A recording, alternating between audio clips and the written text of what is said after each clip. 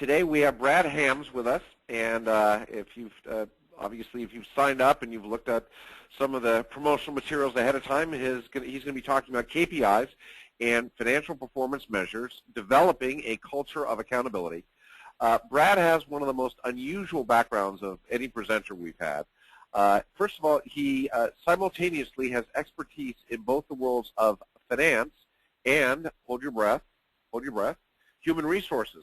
It's a strange mingling, and it is serving he and the Vistage community quite well. Brad is a sought-after Vistage speaker. His career has just been phenomenal. He spent time on ski slopes and actually was able to live doing that. He also was the president of Mrs. Fields in Mexico. He ran a couple divisions for Pepsi, and for the last couple of years, he has been helping companies just like Vistage companies get employees on board, understanding what's expected of them, and helping them feel a part of the team and helping organizations grow. So Brad right now is in Lakewood, Colorado, a suburb of Denver, a strong Vistage community. Without further announcements, Brad, I'm going to turn it over to you. We are on the edge of our seat. All right. Thank you, Mark. So welcome. I'm excited to be doing this. Again, my name is Brad Hams. I just advanced the slide here. I'm the founder and president of an organization called Ownership Thinking, which is also the name of my new book. I'll put a little plug in there. Just came out about 2 weeks ago. Oh, please do. Yeah, and we love the name of our company. That's exactly what we're about. Mark mentioned my background. I had a 3-year contract as president of Mrs. Fields Cookies from 1992 to 1995. And something just came up here. Let me move that. And that's where I developed this model. I won't go into all the detail. If you want to get into all the detail, you can pick up my book, and I talk about my experience in Mexico and how this methodology of ownership thinking came about. But we love the name of our organization, which is also the name of this methodology that we teach in organizations and that I'm going to be talking about with you today. So ownership thinking is about creating cultures of employees who think and act like owners, fundamentally towards creating wealth. Now, I happen to be a big fan of wealth, and I'll tell you primarily why I'm a fan of wealth is because wealth creates opportunities. And so the things that we're talking about today, we can feel very good about them from a cultural perspective, and I'll talk about that and the importance of that.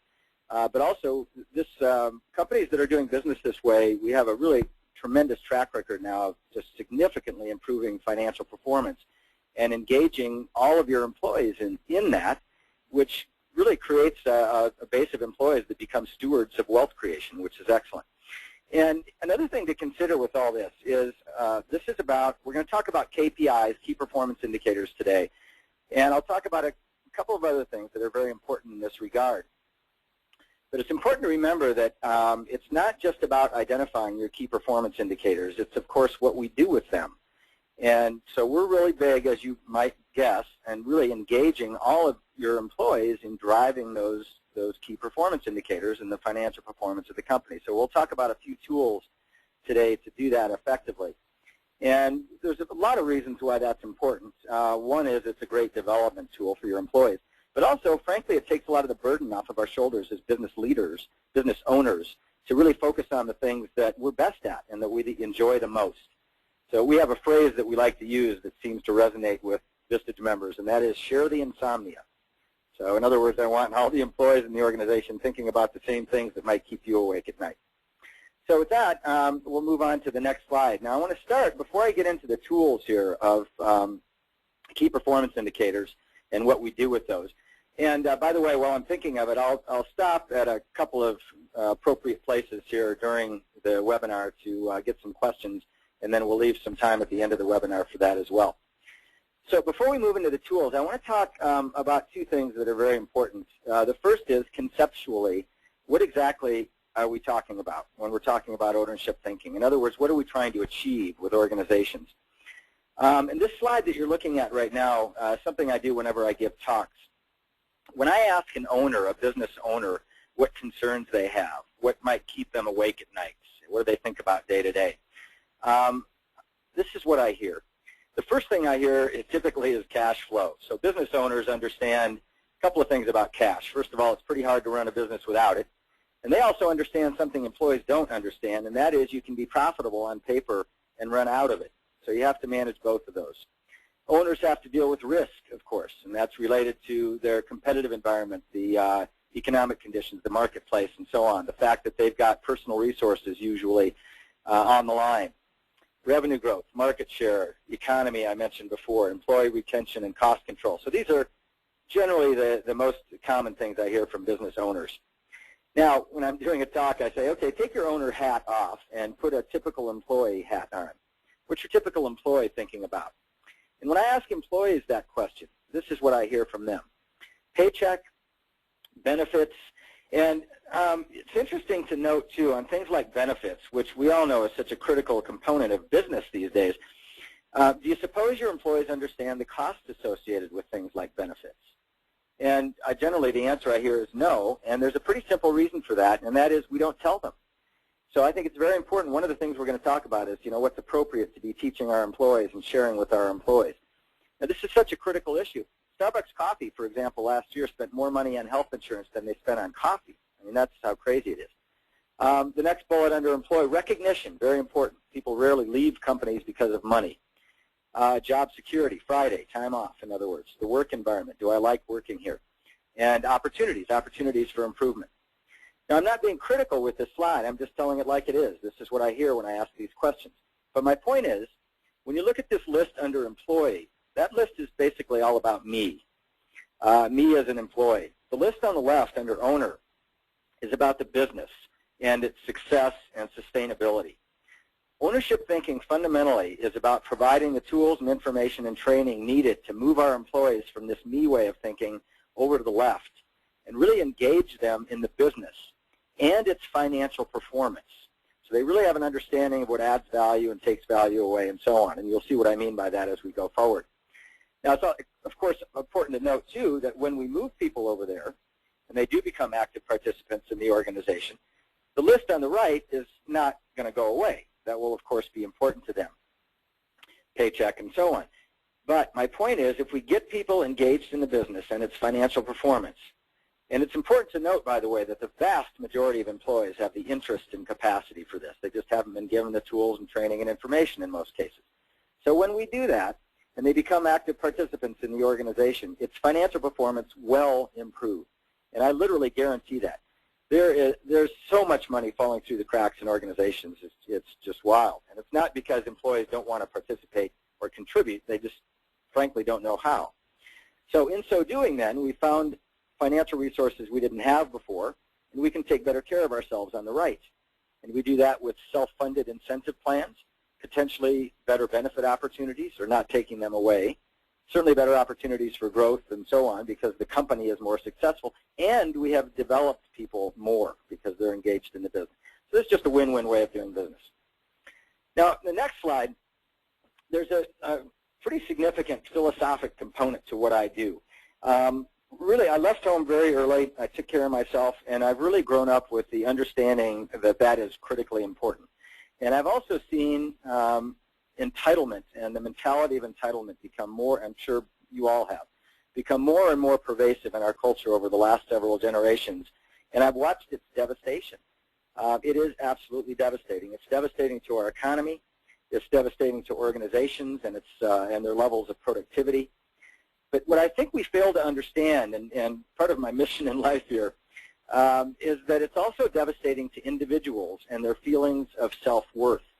I call this the paradox of altruism, which is kind of a dichotomy, I suppose. When you think about entitlement and what that means, someone with a mentality of entitlement fundamentally believes that they should get things because they exist. And I think a lot of this we can attribute to the self-esteem movement that has been so popular over the last few generations, which has, I think, done a lot of damage. So I should get things because I exist. Fundamentally, that's meaning it's all about me. Logically, you would think that the more me-centric someone became, the happier they would be. But the opposite is, in fact, true. And we've done a lot of work in this area, and people become miserable. They become miserable in large part because they're leading purposeless lives. It's my belief that people don't gain joy by having stuff, or certainly by being given stuff. They obtain joy and esteem by earning things and by achieving things in their lives. And this is not only in business. I mean, that's very important, but it's also at home. It's in our communities. It's at church, if you will. It's in our, some cause that's important to us. And so this is very damage, I think, ultimately to people's ability to lead the kind of lives that we should be leading as humans. They're also living in fear because now they're dependent on things outside of themselves to survive. And what happens if that goes away? So it becomes quite an addiction. And the bottom line is that dependence crushes potential. And so part of my goal here is beyond just helping companies improve their financial performance, which this does, but also helping employees to really engage and lead more purposeful lives. And so we can feel good about that going down this path too. I have a cartoon I just pulled from Dilbert. This was just about 2 weeks ago, but I thought this was hysterical. So Dilbert says, we're out of time and we accomplished absolutely nothing thanks to your nonstop talking. And the guy says, when do I get my trophy for participating? Someone was raised with too much self-esteem. And he says, watch me walk. I love that. So that's what the self-esteem movement, I think, has done. Now, I'm going to touch on something that's very important. I call this the adult contract. If you go down this path that we're going to be discussing here today, you will create an environment of very high visibility and very high accountability. Visibility creates accountability in organizations for the simple reason that you can't hide. Everything is right out there.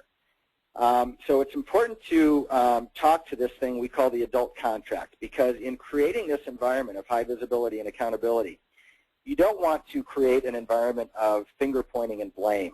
That's not the point. That's not productive, and it's also no fun. And I'll talk about the characteristics of the best companies here in just a moment. So the adult contract is an unwritten document. This is a cultural component. It's very important to talk about. We always address it with our clients.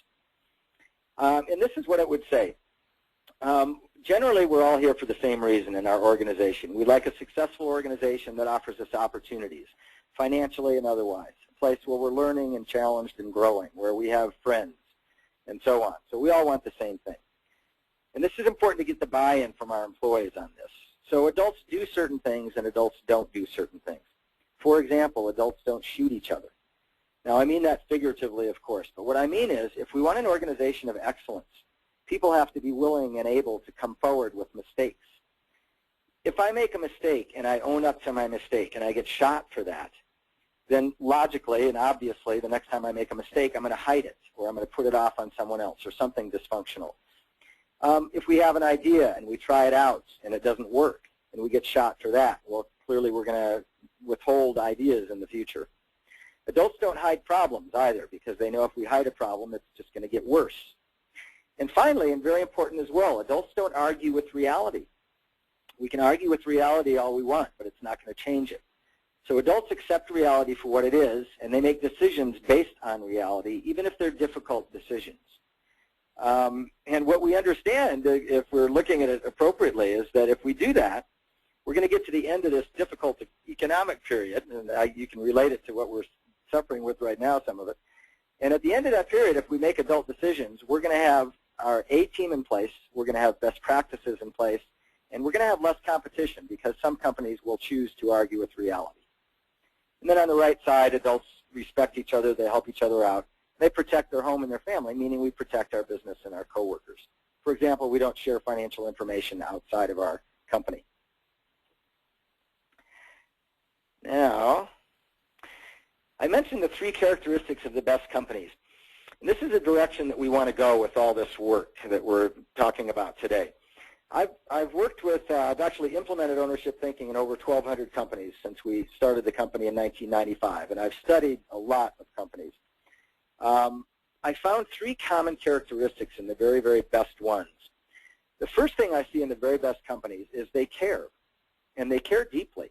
And this goes beyond just caring about our product, service, customers, and so on. There's something bigger going on in these companies. I look at it as almost a spiritual component, meaning simply outside of self. So these companies quite often culture is very important to them internally. They're quite often active in the community. They may have a cause that's important to them. One of my favorite companies is in Fort Collins, Colorado. It's called the New Belgium Brewing Company. They're a great example of these characteristics. If you ever get a chance to visit them, I would encourage you to do it. They make Fat Tire beer. Many of you probably know that beer. In terms of caring, again, culture very important. They have a wonderful culture, very active in the community, a lot of wonderful things in that regard. They happen to be very energy conscious. They're in fact 100% rather energy self-sufficient with wind power and recycling product waste and so on. The second thing I see in the very best companies is they have fun. They recognize that we spend a lot of time here. It would be kind of nice if people enjoyed working here. And they go out of their way to do that. Now, being active participants in the organization and its performance is fun in and of itself. But there are other things we can do, of course, as well. New Belgium, again, a good example. By the way, Fat Tire Beer, that label came about because the owners, husband and wife, who were home brewers, spent some time roaming around Belgium on Fat Tire bicycles, learning how to brew beer. And so that's how that came about. Now, every year this company has a special edition Fat Tire bicycle manufactured specifically for their company. And it's unique and different every year. On your first anniversary as an employee, you have to get up in front of all the employees in the company and talk a little bit about your experience and what you've learned. This is a big event, and people cry and all this stuff. And you get your bicycle. The whole parking lot is full of these bicycles. Obviously very fun and creates loyalty. It also supports this green theme that they have going on. On your 5th anniversary at New Belgium, you get to go to Belgium for a week and take a bicycling tour through Belgium. Obviously, that's a lot of fun as well. That leads me to the third thing I see in the very best companies, and that is they have very high expectations of performance. This is really, really significant when it comes to leadership and our ability to become truly great leaders, is the understanding that you can fit these three things in the same box. We care, we have fun, but we have very high expectations. People that struggle with that often do so because their understanding of business is that high expectations only come from leadership or ownership. And that's not the case in your best organizations. It rather is a winning culture. And so that high expectations are bottom to top across the board. And there's a fairly high level of anxiety, but it's not a negative energy. It's a positive energy around winning. It is an entrepreneurial energy. Companies like New Belgium, like Southwest Airlines, other organizations like that, this is what you see. Universally, they're great companies to work with. They retain employees at a significantly better rate.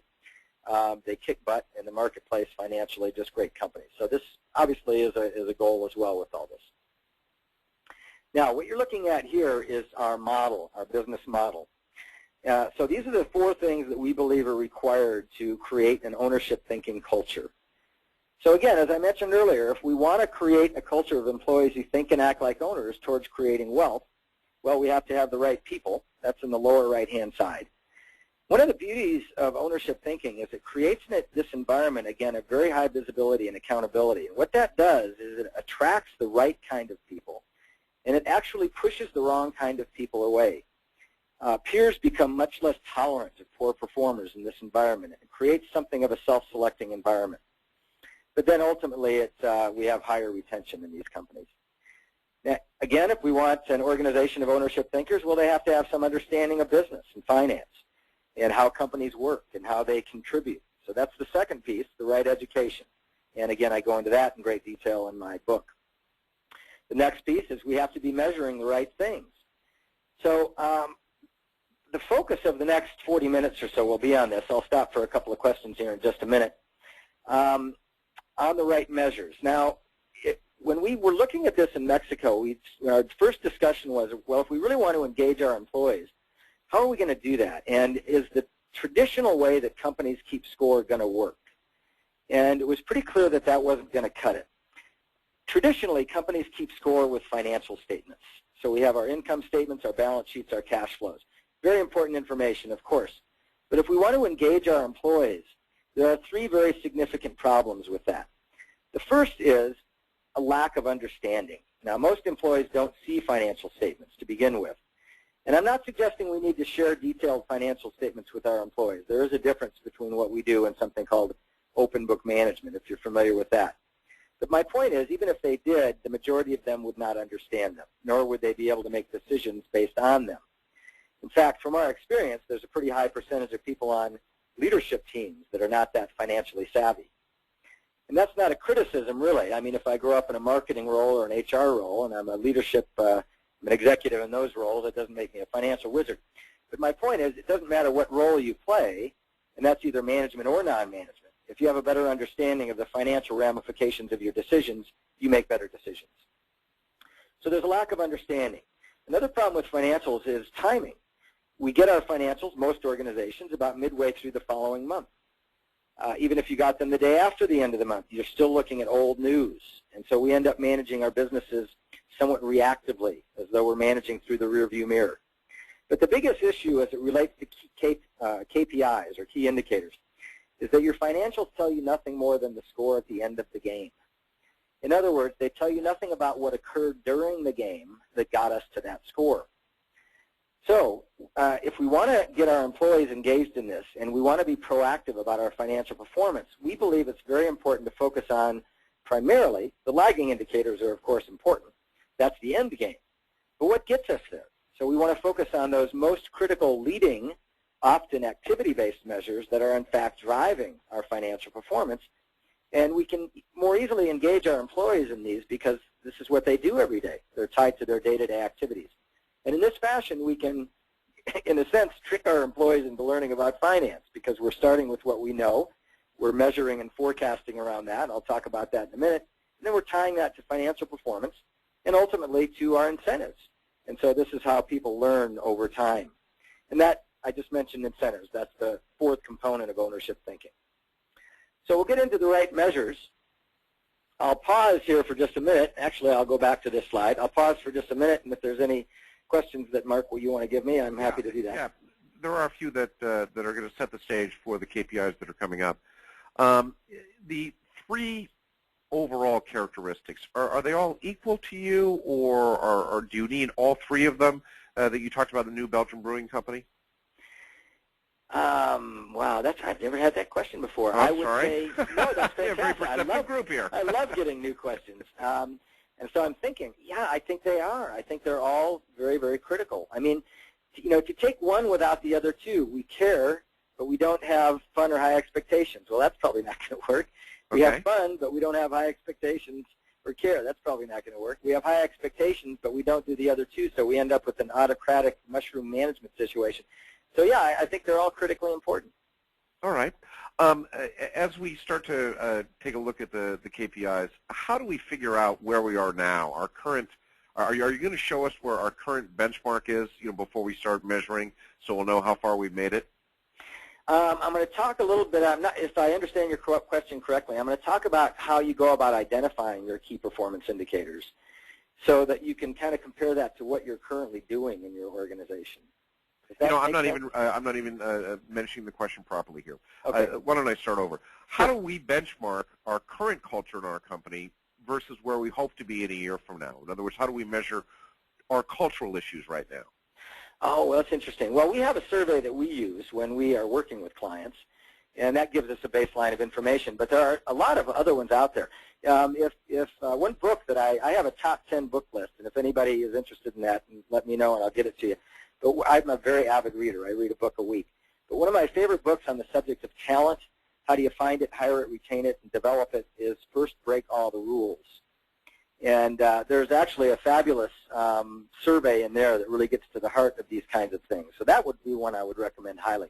Also, I like the Colby. Colby has some really good assessments as well. Excellent. And then there are some assessments you can do, too, to sort of determine where your employees are in terms of their business acumen, which is not a bad idea either. Well, we're all primed and ready for your KPIs. Okay, terrific. So the next slide is just a definition. So this is our definition of key performance indicators. So your KPIs are the operational, generally leading, and financial, generally lagging, measures that will have the greatest impact on the success or failure of your organization. Now, I've highlighted operational measures because, in my view, those, as I said earlier, are frankly more important. That will drive our financial measures. So I'm going to show you some examples of key indicators. And I'm going to start with these four that you're looking at now, which are actually high-level lagging key indicators, aren't they? Revenue, gross margin, profit before tax, and cash flow. So every company will be looking at these. So the way I usually mention this or talk about this when I'm doing a talk is, imagine if I got all of your employees gathered around, or if you did, and you said, okay, we're going to go down this key performance indicator path and been reading about this and thinking about this, and I've come to the conclusion that the most important key indicator for us to focus on right now keep in mind you've got all your employees in the room, right? And to improve is gross margin. We really have to improve gross margin. Okay, everybody? Go do that. So what do you suppose their reaction would be? What do you think their first question would be? And typically their first question would be, well, what is gross margin? And, you know, why? What makes it gross? Because they're not going to understand what it is, much less how to drive it. My point is, as business owners and leaders, we want to drive all these things. But what actually does that? What are those activities and precursors that will actually drive these things? So I'm going to show you on the next few slides. We're going to go behind each one of these and look at some examples of key indicators. And we'll start with revenue. So here's a variety of key indicators from several different companies I've worked with over the years that will drive revenue. The first was a $70 million construction company. Number of customer touches. Second generation, family owned, had just flatly gotten lazy, particularly on the sales side, ignoring some of their core clients that really built them, and they're losing some of those. So this is identifying who these clients are, distributing them among the senior team in this case, and they're expected now to have face-to-face contact with these people on a regular basis. Now, we're not telling them that. We're doing this internally. This is a relationship-building measure, but it also drives revenue and prevents it from going away. Number of face-to-face sales calls, simple, measurable, precursor to driving revenue. Number of qualified leads, the key word there being qualified. I see a lot of weak pipelines out there. Salespeople need to understand that big is not good when it comes to pipelines necessarily. Close rate or win rate on those leads. New business percent, particularly in an organization that may be too tied into a few whales. Had a client recently that lost 40% of their business due to losing one client, so client diversity becomes important. Average sale value. Actually just worked the last 2 days. I was with a retail chain in Monroe, Louisiana. And in retail environment, restaurants environment, where upselling is very important. That's an important key indicator. Change orders, the scope of the job changes. Are we getting approvals for that? Are we getting paid for that? Are we looking for opportunities for change orders to increase the scope of a job? That could be technology, it could be construction. New product sales, if we have new products we're implementing, or if we demo our products, we might look at number of demos. In the area of cost of goods, and the flip side of that, of course, is gross margin, I've got 3 categories. Direct labor, we might look at plus or minus hours to estimate on a job. And again, these are going to be industry specific. I should point out, though, that ownership thinking is not industry specific. This can be in any type of industry, including not-for-profit. In my book, I give a whole variety of key indicator examples from a myriad of industries. Sales per employee is a good high-level labor efficiency number. Billable time, more in the service environment, overtime on occasion. Materials cost, waste, purchasing, rework, warranty. And then pricing and product mix. This is an area that gets neglected in most companies, from my experience. We're getting the highest margin mix of products or services that we can. Do our salespeople really understand margin, or are they just all focused on revenue? The worst scenario I see on sales teams, which I see frankly quite often, is where a sales team is commissioned on revenue, and yet they have the ability to manipulate pricing, which when you hear that come out of my mouth, you can say, oh, well, yeah, that could be dangerous. And so if our salespeople can manipulate pricing, well, they should be commissioned on margin. I've always looked at the role of salespeople as being the champions of margin, not just revenue dollars. Updated pricing, passing those price increases along. Discounting, we might measure that. That's very damaging, and it's a bad habit. And then concessions. We throw this in, we throw that in freight, for example. Finally, in the area of assets, here are some key indicators there. I've got 2 categories. Inventory. We might look at inventory turns, obsolete inventory, on occasion just the dollar value of inventory in simpler environments. And then finally, receivables. Average collection days or aging are the most common. Now, the point I'll make here is the previous 2 slides, the key indicators we looked at there are generally driving profit. The key indicators that we're looking at here are cash drivers. Now, ultimately, if you improve your cash, it's going to have an impact on your profitability. But these are cash drivers. So the point I would make is you want some KPIs focused on cash and some focused on profitability, because obviously both are very important.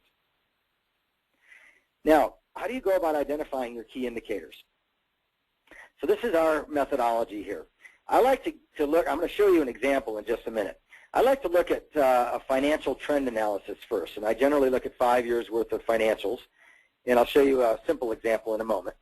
And again, we're looking for trends, strengths, weaknesses, opportunities. And I also like to survey the employees. I mentioned this survey earlier, and I do that for two reasons. The first is, and we're asking questions like, there's some numbered response questions, but we also have open-ended questions around what they believe are the key critical financial issues, operational issues, people issues, external issues, and so on. I do that because the data is important. And when I work with the leadership teams, which is what I would suggest you do, to identify your key indicators, we utilize that data so that we understand what people are seeing out there. But I do it for another reason too, and that is simply this, and this is where my HR and OD background comes in addition to finance. It's very clear to me that companies are pretty good at starting initiatives. It's also very clear that they're not very good at following through.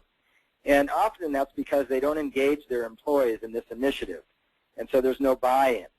We end up pushing down on everyone with this initiative, which they may not understand. And so they're not going to support it, and they, in fact, may even sabotage it, because the only thing they perceive is that it probably means more work.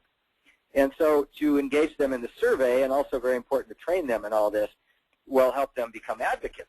And, of course, they're going to benefit as well, not just because of the incentive plan, but also because of their involvement, which is appreciated by people. So we gather this data. We get the leadership team together. This typically takes the better part of a day. And we're going to funnel this data that you see here and arrive at our key indicators. So I have an example on the next slide. Now, this is a very small company. It is a technical services company. They provide hardware and software-related services. At the time, they only had 15 employees, and the bulk of their work is done by contractors out in the field. This is one of my favorite business leaders, this woman. She's just at the tail end of her buyout obligation. She sold her company, and she's stayed on as the CEO for a couple of years. But she, from 2007 to, I guess, 2010 or something, she grew this from a 15-person company doing about $4 million. These are in thousands, these dollar amounts here, to a 12-person company doing $12 million. That's kind of a neat way to grow a company, and sold it. So this is what her financials looked like at the end of 2007. Now, generally, if I do a trend analysis, I put everything in graphs. It's the best way to see trends. But I didn't want to have 15 slides here either. So in the gold or yellow up above, what you're looking at is, of course, income statement data, and then in the blue, balance sheet data, kind of a mix of things down below. So up above, if I'm looking at trends, the most dramatic trend, other than falling off the planet on revenue in 2007, was simply inconsistency. And they're all over the board, and there were a variety of reasons for that. And then, of course, the big threat is that 40% drop in revenue due to losing one client I mentioned before. If you go down to the purple, you can see cash flow, also very inconsistent, largely due to collection days. This is a service business, so that's one of the biggest drivers of cash flow. And then sales per employee, also in thousands, again, thousands rather, shows me they're not managing their labor pool very well. Now, the next slide is the survey data. Now, I consolidated this into the most common themes. Revenue deteriorating, too many eggs in a few baskets, unprofitable in 07, too reliant on the owner. The owner was the primary salesperson in this company, which is problematic because it's a bit risky, and she didn't like it. It wasn't her passion. Prospect close rate was deteriorating. Close rate on our pipeline was deteriorating, and it frankly was because their qualifying standards were poor. So they had a weak pipeline. Their billable hours had been dropping, so billable hour percent in a service business. They'd gotten sloppy on the bidding side, so margins were slipping. Average collection days, as you saw previously. And then they had a few staffing issues, which caused some consistency problems. So we've got this data. We get the leadership team together. We're going to funnel that information down, as I mentioned. And the starting point here is to agree on what we believe are the key issues in the company. If we're at X right now, X meaning a certain level of operational and financial performance, and we want to get to Y, which of course is greater, substantially, I hope, what do we need to focus on based on this information and our knowledge of the company? So on the financial side, you see revenue growth and diversity and so on. On the right-hand side, free the owner from the majority of this sales function, improve qualifying standards and close rates, and so on. Now, once we have these key points here, we can translate these into our key indicators and build a scoreboard. So that's the first step, and that's sort of the 10,000-foot view then. The first thing we do with our key indicators is to build a leadership scoreboard. And that's what we're seeing now on this slide. So if you look in the white area on this spreadsheet and above the heavy black line, that is those are their financial metrics or key indicators, if you will. Existing client sales and new client sales. Now, every scoreboard's different. The reason it was, of course, important to break those out in this company is because they'd had this lack of client diversity. So they actually hired Tom here. He's a business development guy, and that's a big focus, new business. We now have a couple of key expense areas, and that gets us to profit before tax.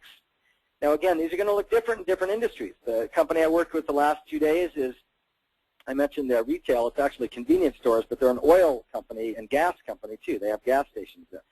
And so they don't look at revenue so much. They look at margin because, of course, the gas prices take 90% off the top. So this can be different in different industries. But what you're looking at there looks like a very simple income statement, doesn't it? Sales, expenses, profit before tax. Now, if we look at the whole picture here, if we were to compare that to an income statement, there's several differences between a scoreboard and an income statement. On the left-hand column, we have names. And when we have names, we have accountability. These people are the people who have the greatest influence over these key indicators. Susan is the sales manager. Tom is business development. Alex puts these teams of contractors together that actually do the work in the field, and so on. Now, this scoreboard here is actually a scoreboard I use for an exercise when I do speaking engagements, and it would be unusual. This is a leadership scoreboard. It would be unusual to have this many people on a scoreboard in a small company. So it'd be more common to have some people having more than one line item. The only reason I do this here is so we can all play this little exercise that I have when I do speaking engagements. So we have names. Now, it's important to point out, too, that the people, as I mentioned here, are the people who have the greatest influence over these key indicators. They are not necessarily the person who has the easiest access to them, which more often than not is your finance person, your chief financial officer, for example. That's exactly what we're trying to avoid, is we don't want the CFO out there top down providing all this information. People won't understand it, probably, and the accountability is in the wrong place. The purpose of this is that people that are forecasting their numbers are the people that have the greatest impact on it. They have to learn about it and how to drive the needle. On the right-hand side, we have, as opposed to just an income statement where all we're looking at is the actuals after the fact, we have our budget or our plan. We're meeting twice a month, first and third week of the month, I suggest, and we're forecasting. Where are we going this month? At the end of the month, we plug in what actually occurred, and we test ourselves, and we learn something, and we change our behavior. So we're forecasting, testing, adjusting. Again, this creates an environment of very high visibility, very high accountability, and a tremendous environment of learning and development for your employees. We go beyond just the tasks now in our business. People learn the business. Now, on the bottom of our scoreboard, we have all these operational metrics that reflect what they said was important to them. Free the owner of the majority of the sales function, improve qualifying standards and close rate, and so on. So we do what we need to do to improve those, of course, and one of those is a tool I'll show you next we call rapid improvement plans. And then we measure our performance, percentage of non-owner sales, number of qualified leads, close rate on leads, number of active clients, and so on. So these operational key indicators, if you will, are all driving our performance above in the financial area, which is driving our incentive plan. Now, how do we drill this down through the organization? I mentioned the term share the insomnia before, right? So how do we do that? We call this cascading. Now, most people, when they think of the word cascading, will think of a waterfall. I like that analogy for business in this case. When you look at a waterfall, of course, the top of a waterfall is, of course, higher than the rest of the waterfall. It's narrower. From a business perspective, that's the high-level sort of long-term thinking that guides our basic decision-making. This would be our mission, our vision, our values, our strategies. The next layer of our waterfall or level becomes a little broader, a little more involved, a little more tactical. This would be our leadership scoreboard, which is what we saw on the previous page. Now, the next level of our waterfall becomes a little more involved, a little more tactical. We may use scoreboards at that level, too, but these might be departmental or business unit or location. I mentioned this chain of retail. They have 12, so we have a scoreboard with 12 tabs. The scoreboard you're looking at here on the bottom is actually a scoreboard that is on the shop floor at an onion company. It's a company that packages and sells onions. Now, the leadership scoreboard above that, one of their key indicators, and probably the most important one for them, is average cost per package. So again, this company packages and sells onions, about a $25 million company. So on average, what's the cost of a package of onions when we're done with it and it goes out the door? At the leadership level, that's a very important number to me. I don't want to know all the minutiae that went into that number, however. But someone's going to watch that. So on the shop floor, they have this scoreboard you see here. And here we have, and this is just a grease board, by the way. This doesn't require particularly sophisticated technology. So they're looking at overtime, packaging waste, product waste, average setup time, packages per hour. And that then gets us to the base of our waterfall, these things that we call rapid improvement plans. And so I'm going to talk about rapid improvement plans here in just a minute, which is a really phenomenal and simple tool to engage your employees in creating significant financial improvement in various areas, one key indicator at a time, in a very high involvement way. Before I show you that example, though, I'll stop once again and see if there's any questions. Sure. Brad, how do you assess or figure out which some employees are capable of being ownership thinkers? Well, that's one of the beauties of this is I don't know that you have to. To be honest with you, it's pretty obvious. I think most business owners know who has what it takes and who doesn't have what it takes. But again, this creates that sort of self-selecting environment. And you can start to see, I hope, with the work that we're doing and the visibility that it creates and the accountability that it creates. And then at the end of all this, everyone's incentive plan is tied to the organization's financial performance. So as I said, peers become much less tolerant of poor performers. And they will tend to either help people rise to the occasion or get out of the organization. But nevertheless, it also becomes very evident because of the visibility. And it's just very difficult to hide in this environment. And this, again, is why people choose not to stick around if that's the kind of person that they are. One of my, I have a little group of best practice people that I work with, and one of them, Tim Caron, very interesting guy.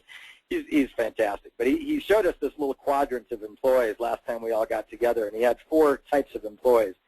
And it's basically about attitude and aptitude.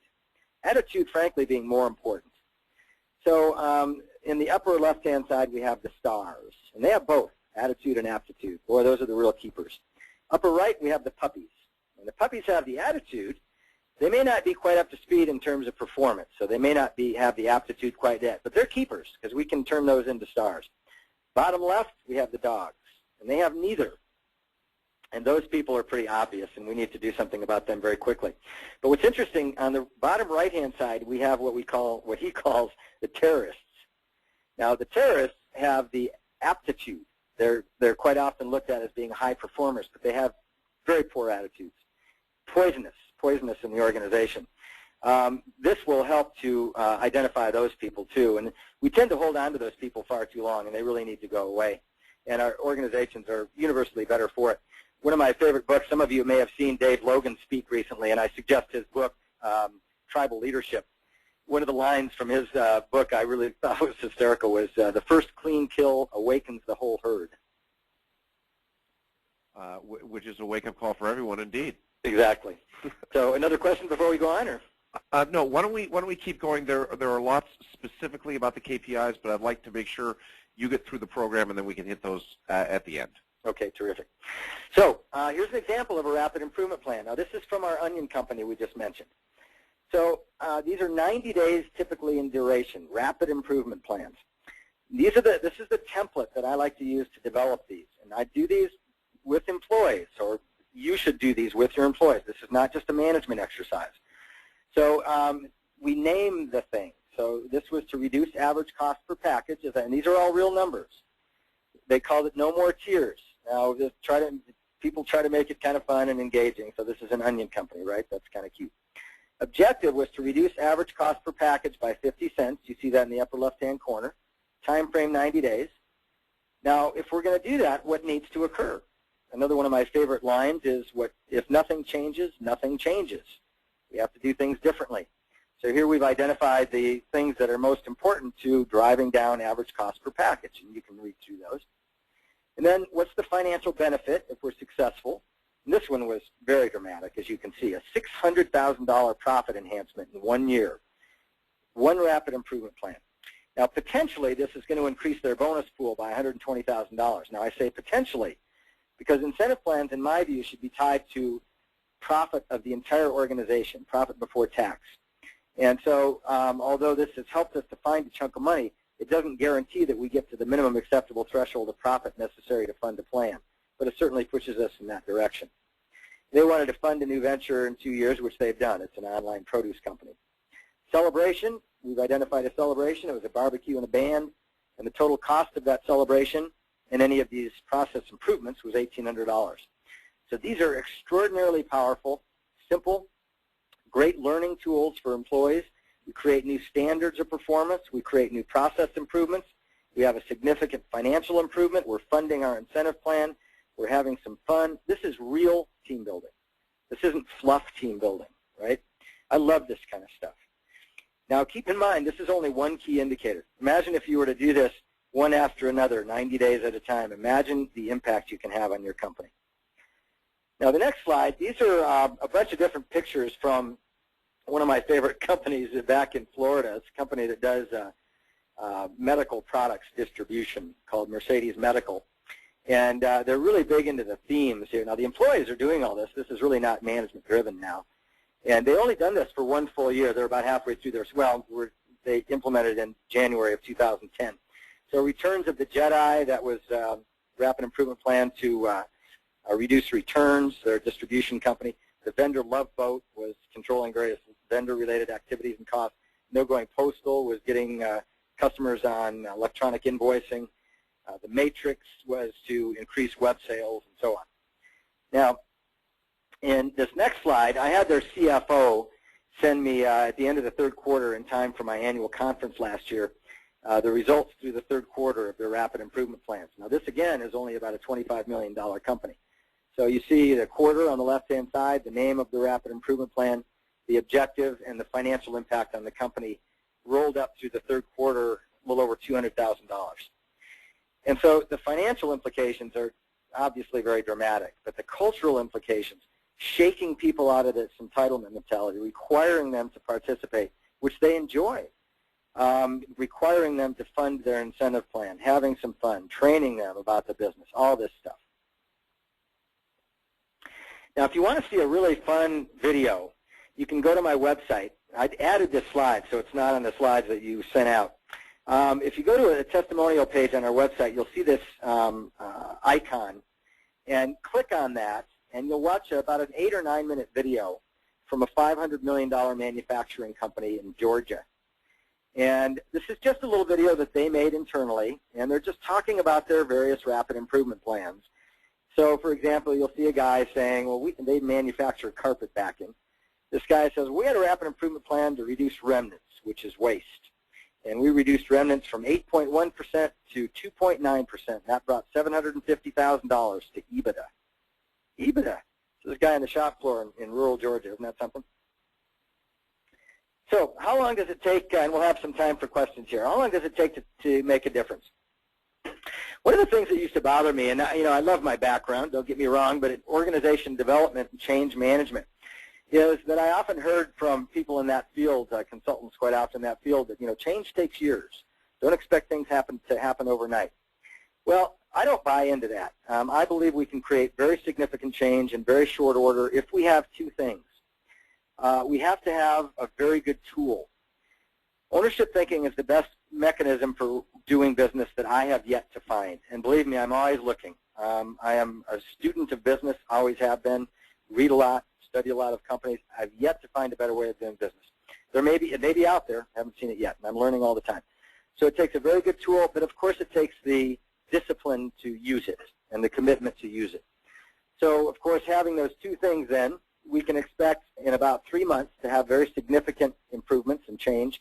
We can change a culture in a year in a small to medium-sized company. So what you're looking at are the results from a small office furniture distribution company, a Hayworth distributor. It's a very difficult industry, by the way, on average about a 3% margin. The owner, Zimmerman Bolus, a very interesting guy. On the left, this was some years ago, this is what they looked like the year before they implemented, and he will straight out say they wouldn't have been around more than another year. In the middle, some of their primary key indicators, the prominent key indicators, Scoreboard, rapid improvement plans, and so on. On the far right-hand side, the impact they made in their first year. $1.1 million profit turnaround got them to a 6% profit in an industry that averages 3 to 3.5%. By the way, I like to see twice the industry standard is what I like to see, at least. And bonus payouts and so on. So, again, in a year, you make significant improvements. They're now a $17 million company and continuing with those kinds of margins. This is Synthetic Industries. This is the $500 million manufacturer I mentioned. This is what they did in their second year. So these are all various key indicator improvements from rapid improvement plans, and then and overall a 15% increase in EBITDA. On flat sales, the market was down for their industry very much that year. And then at the bottom, very important to point out the importance of, again, pride, fun, involvement, and so on. And then here's just my information, a little information about my book and also my contact information. So that's what I had for us today. So if we have more questions, I'm happy to. We have lots of questions. Let's start first of all with the transparency of compensation throughout the organization. Very, very touchy issue. How have you handled that with some of your clients? Well, again, I don't really use the term open book management, and there's a few reasons for that. One, very simply, is it scares a lot of people, and because open book management, basically, they believe you should have full disclosure of financial information. I don't think you need to do that. So we use simple formats like the scoreboards. I don't think I've ever had a client that shared compensation. I don't think you should. Generally, the way I look at information sharing is, what do employees need to do the best job they can? And if it really is not critical for them to improve how they do their work, then we don't need to share it.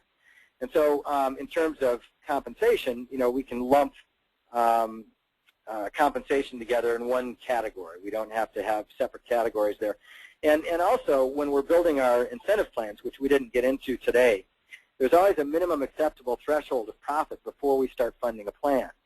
And one of the components of that minimum threshold is return on investment for ownership.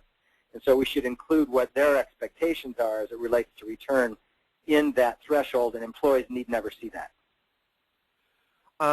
Here's an interesting one that I'm gonna add a little my own spin to. After you've got your leading indicators going, and you've gotten rid of people who aren't meeting those indicators, are you creating a hesitancy then for people to accept being open to admitting their mistakes, or even will they hide their mistakes?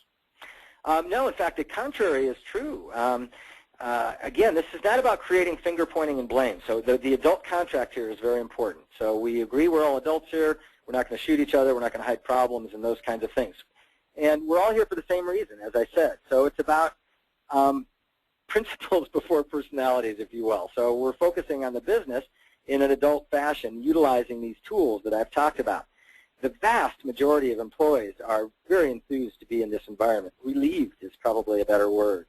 And so once the chaff goes away, and it's usually a pretty small percentage, to be honest with you, sure. The opposite is actually true. People become more willing, more comfortable sharing information because they know they're not going to get shot, and because they know it's all towards the same goal, which is to improve the financial performance of the company, which in turn, of course, improves their opportunities in the organization and their bonus opportunities as well. Very specific question here about employee and management performance reviews. Do they have to have an incentive component attached to them to be effective? No, in fact, they shouldn't, in my opinion. Incentive plans are very tricky. They're very counterintuitive. A mistake that a lot of business owners make, and it's logical, is they say, okay, well, we want incentive plans here. So logically, we're going to look at what this group of people or this person does or do, and we're going to try their incentive plans to that. And so this ties into the performance appraisals, right? And we're going to do the same thing over here for this group, same thing over here for this group. Well, what you end up with are reinforced silos where people are focused on their own performance rather than the company's performance. They will find ways to drive their incentive even if they're sabotaging other areas of the company. You may pay out incentives in some areas while the company is losing money. It raises questions of fairness, which damages morale, and on and on and on. Incentive plans should be tied to one number. In my opinion, it's profit before tax. And then we use all these other tools to get everybody focused on driving that number. And then we determine what the threshold is and how we're going to distribute the incentives and so on. I talk a lot about that in my book. So performance appraisals are important, but I don't believe they should be tied to incentive plans. They should be tied rather to compensation and opportunities. So we still take care of our superstars, but we do it in a different fashion. Here's one where your breadth over the last 20 years is going to be definitely helpful. How do I change a culture among my leaders who don't expect high performance from minimum wage employees? Well, gosh, you know, first of all, read a book. It's called Maslow on Management. Fantastic book, and I talk a lot about this too. But human beings are much tougher than we give them credit for. They have much greater capabilities than most of us recognize, and they are far more purposeful and happy when they have an opportunity to participate and to see their contribution. So this, if I may say so, this is a fact.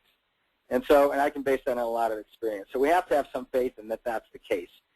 So the next step then is what? Well, we just do it. We just create this path. I'm a huge fan of that old Nike moniker, just do it. And this is how we become good at anything. It's a matter of doing it, understanding that it's uncomfortable at first for everyone. Anything is when it's new. And it's also scary, by the way. We do it again, it gets a little bit better. We do it again. That's, by the way, called practice. So if we stick with it, and we can't give up, because if we give up and we go back into entitlement, then we're in trouble. So you have to have faith that people have the capabilities, and then just launch into it. One final question for all of everyone in the Vistage audience here. Monday morning, they got to get back to it. What one thing can they do on Monday to start this ship rolling? Because this is a lot of work. Probably the easiest thing to do immediately are the rapid improvement plans. Okay. And so, here we're simply identifying, what is a key area of opportunity for us? What is one key indicator we really want to focus on? Scrap, for example, or rework, or whatever it happens to be. And then utilize this format that I laid out for you today to identify what our objective is, time frame 90 days, what needs to change, who's going to be involved in that, what's the financial benefit. Celebrate that. Very, very important. So this is the kind of thing that's very visible, significant impact on the company. It's fun. We've learned something, and we can buy into it now because we have a win under our belt. Brad Hams is the owner of Ownership Thinking. He's the founder. Also, his new book, Ownership Thinking: How to End Entitlement and Create a Culture of Accountability, Purpose, and Profit, is doing very well. Retail as well as Amazon, Brad, to pick it up? Yeah, it's Amazon, BarnesandNoble.com, and any bookstores. You can also see Brad's contact information there. He'd love a follow-up from you. His slides are going to be available next week, as well as the archive will be available next week. Brad, I'd like to thank you for a couple of things. First of all, some tremendous block and tackle work on we can do to make our companies better. And secondly, a real push of optimism that this is something that everyone can do. Yeah. So thank you very much. Terrific. Thank you. It was wonderful. All right.